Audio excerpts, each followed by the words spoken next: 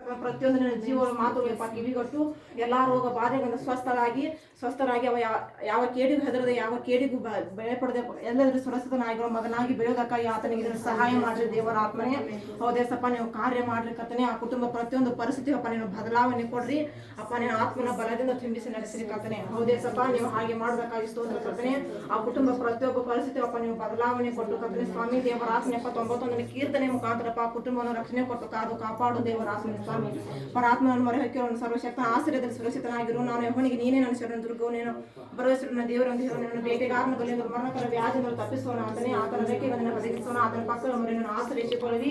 ಆತನ ಸತ್ಯಜನಿಗೆ ಕೇಳಿ ಒಬ್ಬ ರಾಣಿಯಾಗಿದೆ. ಇರುವಲ್ಲಿ ಭಯ ಹುಟ್ಟಿಸುವ ಯಾವುದಕ್ಕೂ ಹಗಲಲ್ಲಿ ಹಾರಿ ಬರುವ ಬಾನಕ್ಕೂ ಕತ್ತಲೆಯಲ್ಲಿ ಸಂಚರಿಸುವ ವಿಪತ್ತಿಗೂ ಹಾನಿಕರವಾದ ಮಧ್ಯಾಹ್ನದ ಕೇಳಿ ಅಂಜ ಕಾರಣವಿಲ್ಲ. ನನ್ನ ಮಗುಲಲ್ಲಿ 1000 ಜನರು ಬಲಗಡೆ 10,000 ಜನರು ಸತ್ತು ಬಿದ್ದರು, ನಿನಗೇನು ತಟ್ಟದು. ಅದನ್ನು ಕಣ್ಣಾರೆ ಕಂಡು ದುಷ್ಟರಿಗೆ ಪ್ರತಿದಂಡನೆ ಉಂಟೆಂಬುದಕ್ಕೆ ಸಾಕ್ಷಿಯಾಗಿರೋ ಅಷ್ಟೇ.